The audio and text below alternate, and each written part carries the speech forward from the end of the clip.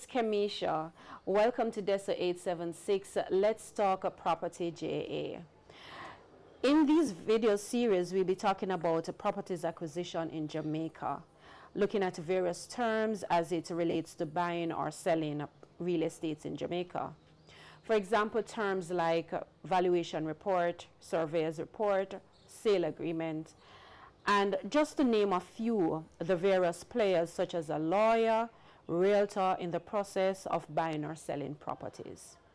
Now, today's episode is about surveyor's report and valuation report, what they are and how they apply to the buying or selling of properties in Jamaica. Now guys, also please remember to like, share, subscribe to our YouTube channel and leave us a comment in the comment box below. Now today we have with us a man with a wealth of knowledge on the topic of surveying and valuation properties in Jamaica with over 30 years of experience, retired Mr. Rupert Cover.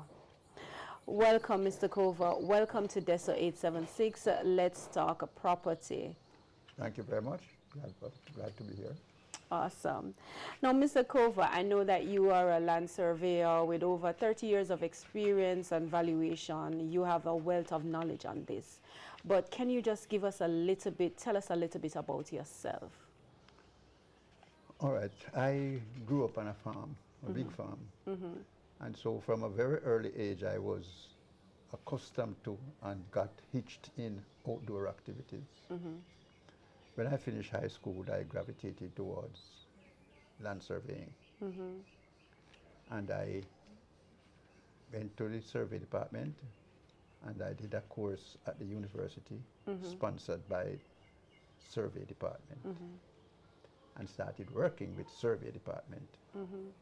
Article to them to be a commissioned land surveyor because you cannot be a surveyor unless you are commissioned.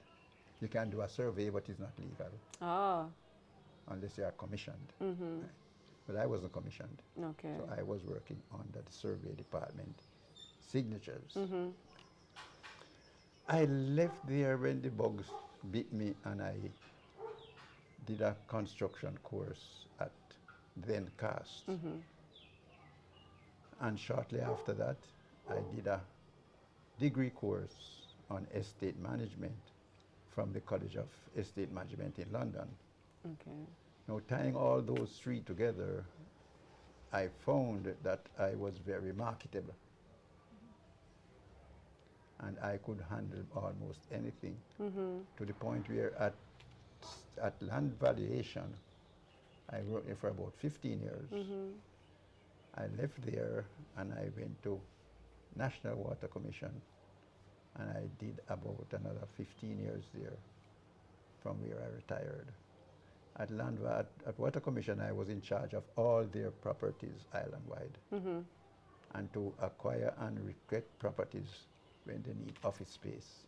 So you have to know building construction and you have to know surveying and you have to know the art of valuation. So that's all three tied together. Wow. Excellent. Excellent. Wow. Wow, thank you so much for that, Mr. Cover. Wow, that's a lot. That's a lot.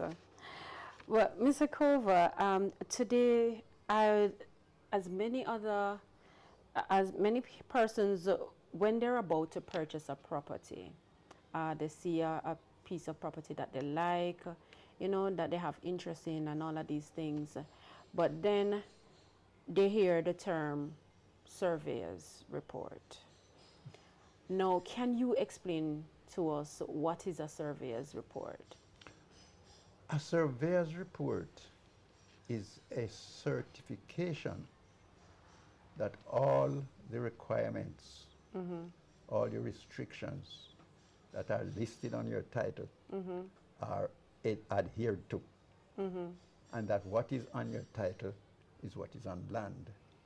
It's probably a little roundabout way of putting it. Otherwise, when they're preparing the plan, they would say what is on land is what is supposed to be on paper. But to prepare a surveyor's report, you turn it around. What is on plan must be what is on ground. Okay. I just give you a slight example. I have this property, and and I sold it to Mr. X. I prepared a valuation report and a surveyor's report, and I did all the reports, but particularly the surveyor's report, because he's supposed to see that the boundaries are intact.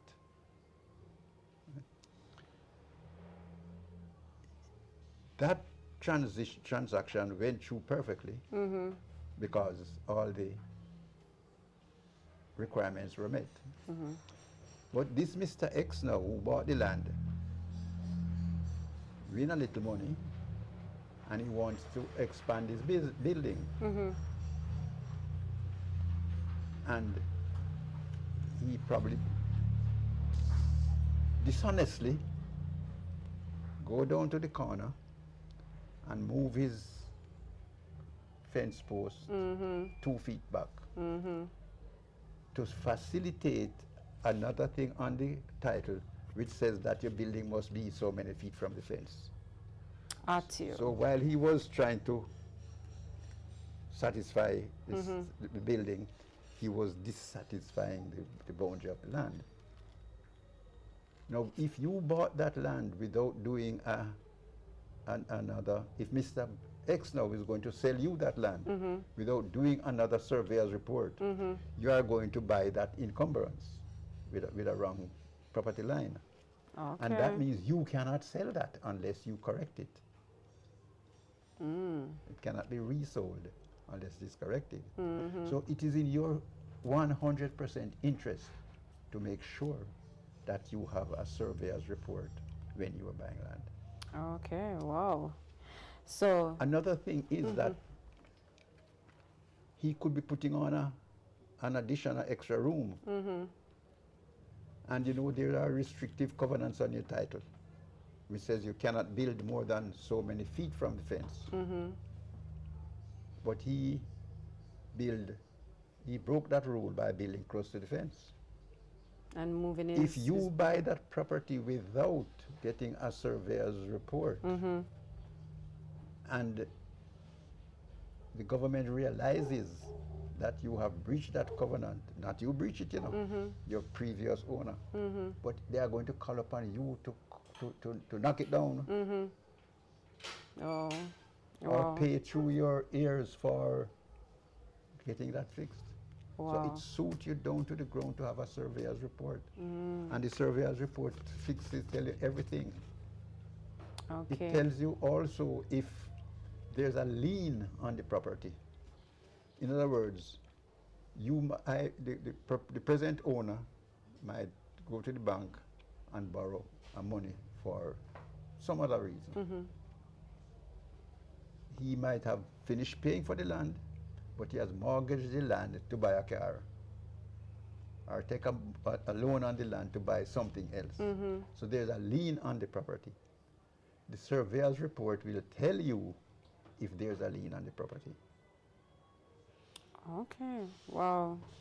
So there we have it, guys. It is definitely necessary to have a surveyor's. Definitely necessary, and in the interest of the purchaser, to have a surveyor's report. Wow. So it is definitely necessary, and it is required by law. Yeah. Wow. Also, Mr. Kova, what are the information differently that you might also find on the surveyor's report? I know you mentioned some before, but what are some others, some fine-tuned ones that sometimes people don't even see them? As I mean, all right, I mentioned the encroachment. And I meant it also must provide you proof of ownership, that you say you are the owner, but the title must say that you are the owner. And the surveyor's report will also mention that. There are restrictive covenants, several restrictive covenants on the title. And I mentioned the matter of building too close to the road or too close to your neighbor. If you're putting up a two-story building and you overhang that fence, it's a breach. So you would understand the report will point that out. Okay. Right? And I said the lien on the property. Those are basically what would supposed to be on the surveyor's report.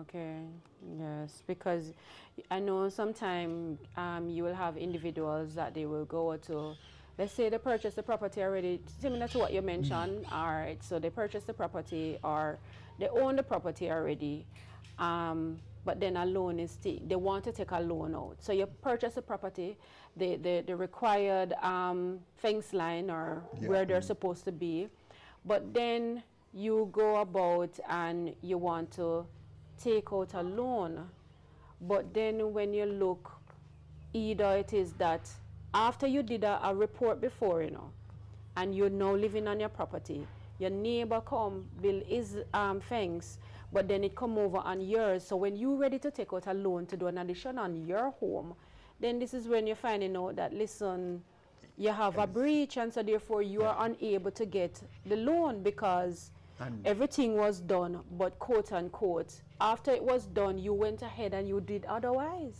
And what you must also bear in mind is that the financial institution that is going to lend you that money wants protection against their money. Wow, wow. Also, what is the difference between, so I know we mentioned that you have valuation reports and you have the surveyor's report. So tell me, what is the difference, Mr. Kova, between a valuation report and a surveyor's report? Well, a valuation report strictly details the value of the property. What is the value of the property on an open market transaction? That means a willing vendor to a willing purchaser. Because a person can want a piece of land so badly that he is willing to pay a little more than what it is worth to get it. Okay. Okay. Okay. You might need this particular piece of land so badly that you are prepared to pay a little more than what it's worth to get it. As well as the man who is selling it can say, well, this is my barn and grow and me now sell it for less than that. So, and he's going to probably stick out to anyone such a price, which probably is not the correct market price. So that's when the valuation is important. He hasn't got to accept your valuation, but you haven't got to buy his land.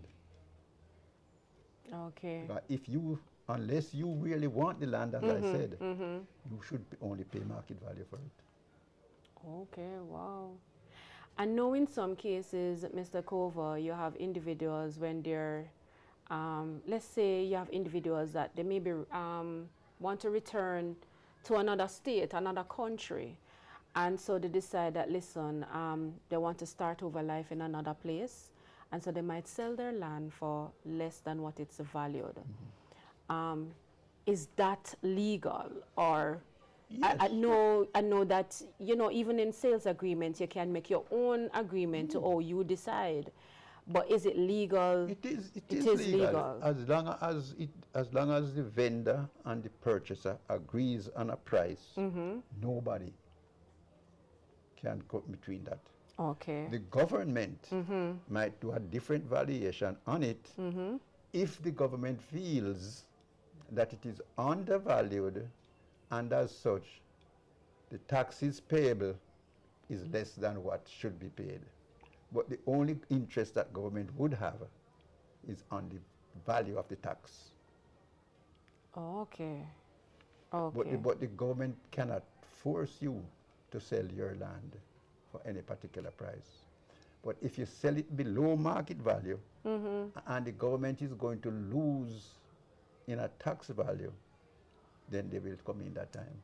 And they won't affect your value, but they will charge you tax based on their value. In other words, you might value it 5 million, but the government might say, no, this is worth 7 million, so I'm charging you to pay tax for 7 million. Okay. Wow. Look at that. I'm not going to disturb you and what money you want to sell it for. But they are saying that if you sell it for that, you are undercutting my intake of tax. Understand. Who is constituted as an approved surveyor in Jamaica? All right, there are several different branches of surveying. For instance, you have land surveying, you have house surveying. For instance, a man will come here and say, survey this house, and you come and say, 2 bedroom, 2 bathroom, that, and that. That's a survey. Okay. You see? So you have land surveying, you have building surveying, you have car surveying. When you carry your car to a valuator, it's a survey. Yes, yes. Is Oh my God. it's a survey. Okay, excellent. And all these survey branches have their own rules and ethics. Just like if you are a lawyer and you practice different from the rules and ethics of law, they can take away your law practice. Yes, yes. Well, if you are practicing land valuation and you practice in a rule, in a manner that will bring the land valuation organization into disrepute, they can disbar you from doing land valuation, from doing valuation. Wow. Okay. So all of them have their own board or organizations that they that sort of supervising. I think who else I can think of with a board? Land surveyors, building, marine board. Marine have a surveyor. And motor vehicle, and valuation surveyors. Valuation surveyors have a board too, you know. Oh, okay. So if you practice out of the ethics and rules of the land surveying authority, they can penalize you. Okay. Okay. And if you want to get a person, you can apply to the board of any of these organizations, land valuation board. Say, I need a good valuator. Send me a valuator. Or refer me to a valuator. Okay. Okay. So you're saying that if I want a government surveyor, or Yeah, well, put it this way: a government surveyor is just not a surveyor who is employed by the government. Okay. Okay. Okay. You see? Because, as I said, it's not the government as such pass your exam and make you a surveyor. It's the surveyor board. Board, right, correct. So if the government wants a surveyor, and get one from the board. So there's nothing else specific. All right, I want a government surveyor. The surveyor come from the land surveyors. From the land board. surveyors, okay. Board. Wow. And the government can order surveyor from the board to do their work. Okay. But they're not going to recommend one to you. You have to get the recommendation from the board. You have to get a recommendation from the board. Okay. In the buying or the selling process, which of the parties should do the surveyor's report? It's in the interest of the purchaser. But then most of these reports, the costs are shared. Because stamp duty is shared.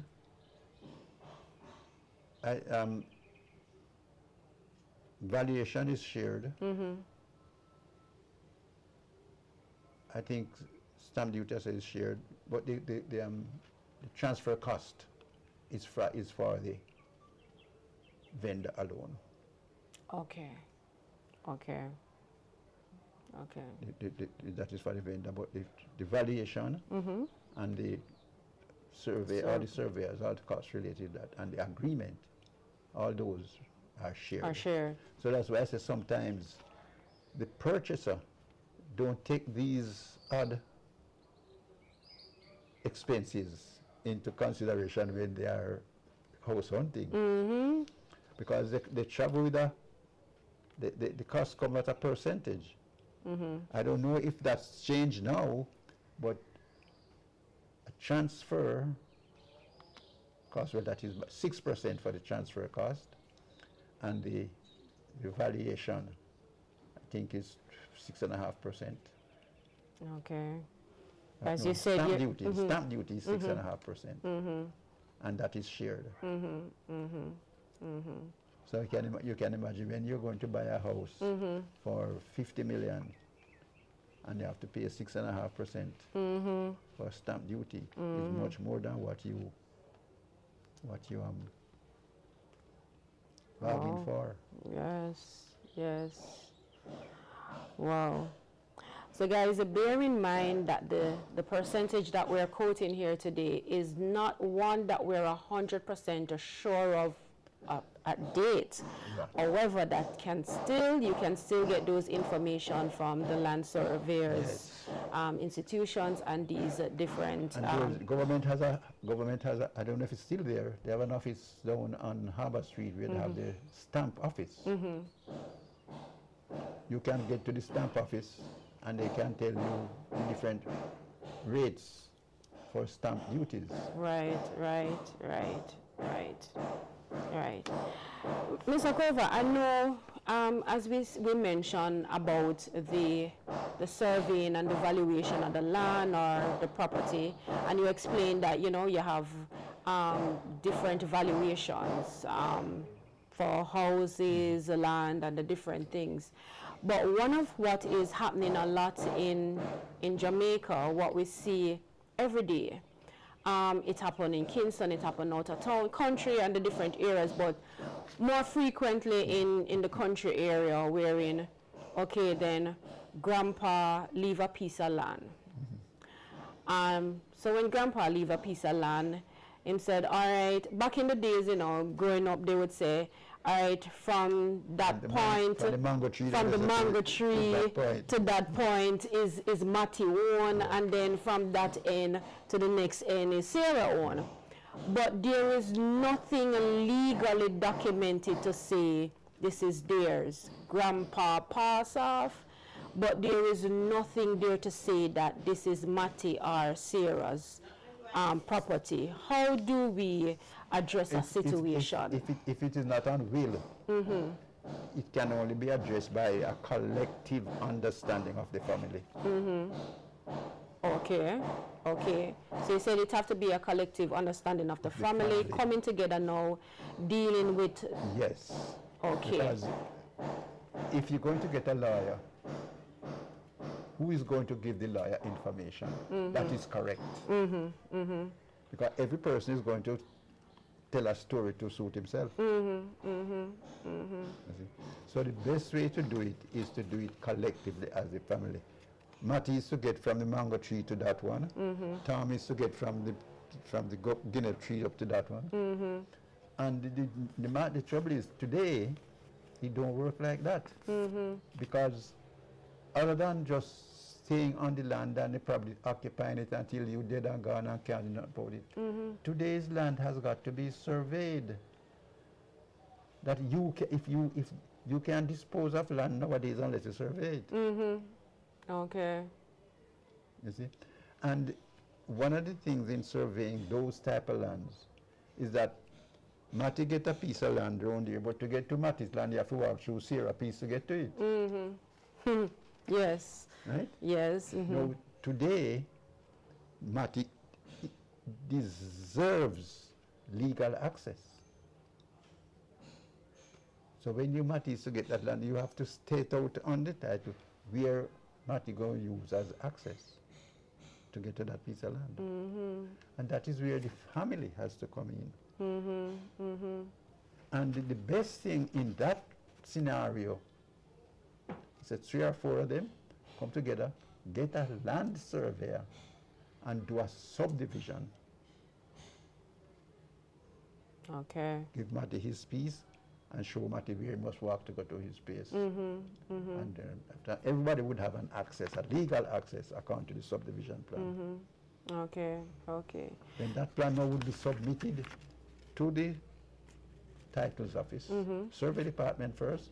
Survey department okay it, then it goes to title office to issue title for the different lots. For the different lots. That's what, okay. So each person would get their own title for the lot. So just in case Matty decides, say, listen, I don't want to be here anymore. Yes. Let me sell my piece and move on, and it will not interfere with the others. No, because she would have had her own access, how to get there, and her own documentation, how to dispose of it. Okay, okay.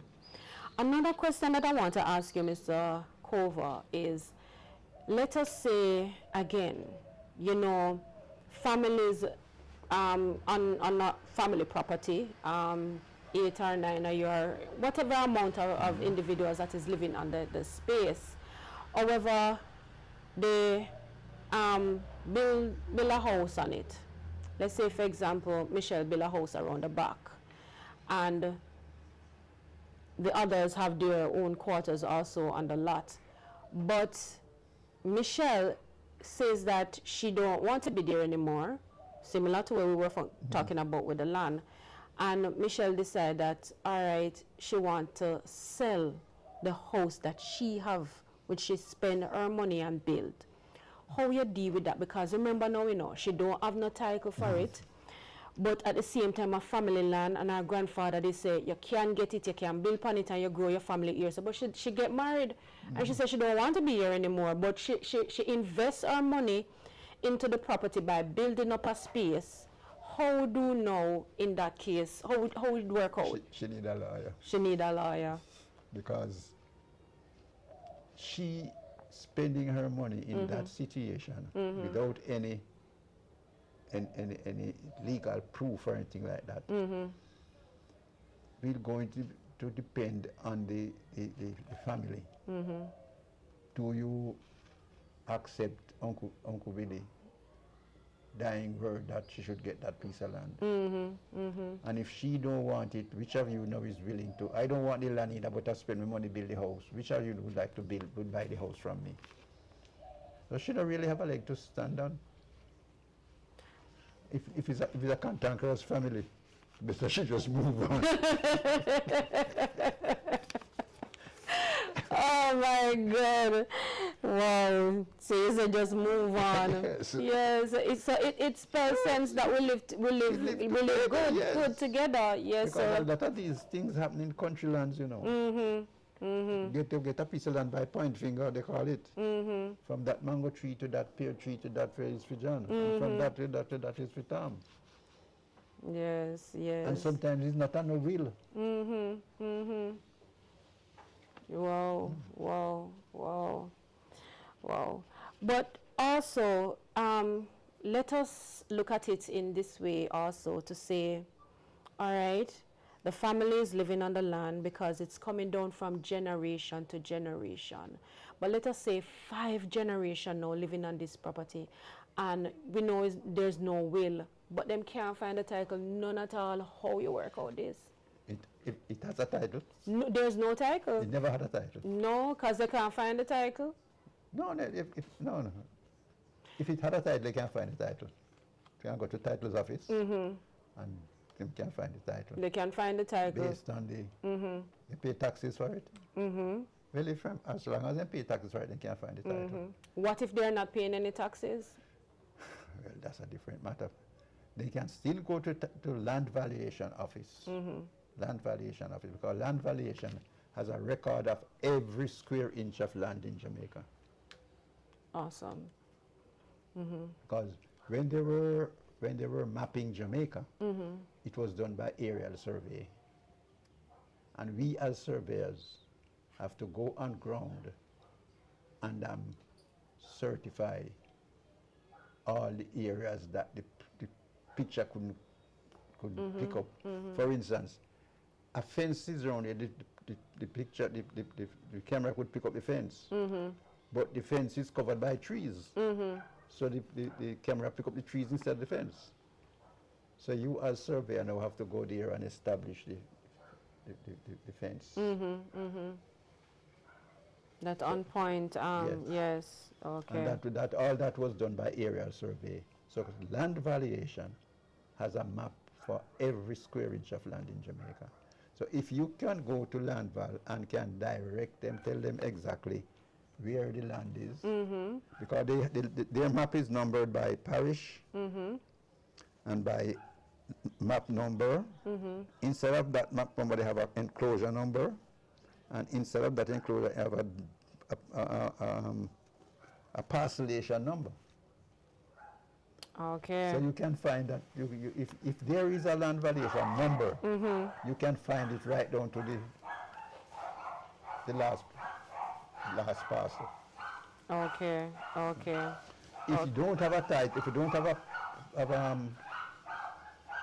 tax paper, well, you have a problem, because somebody must be paying the taxes. Now, unfortunately, there is a rule in Jamaican law which says that if you are occupying a piece of land and paying taxes for it for 12 years, you can automatically apply for it and get it.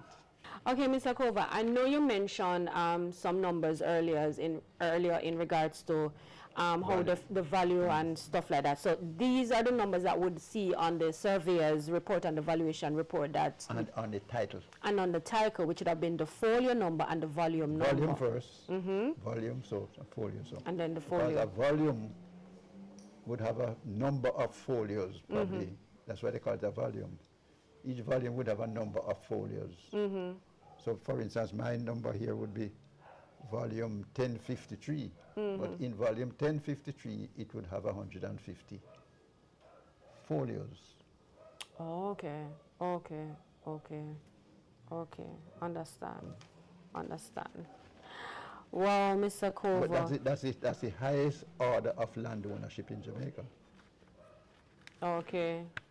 All right, thank you so much, Mr. Kova, for sharing your wealth of knowledge with us, you know, and having what is the importance of having a valuation report and a surveyor's report. Thank you so much for having us here today and, you know, with your wealth of knowledge. All right, welcome, and I was glad to help. Awesome. So thank you guys for watching. I'll see you in our next video, where we will talk more on the purchasing of properties in Jamaica. So guys, remember to like, share, subscribe, and to leave us a comment in our comment box below. And I'm looking forward to see you again in our next video when we say, let's talk property JA.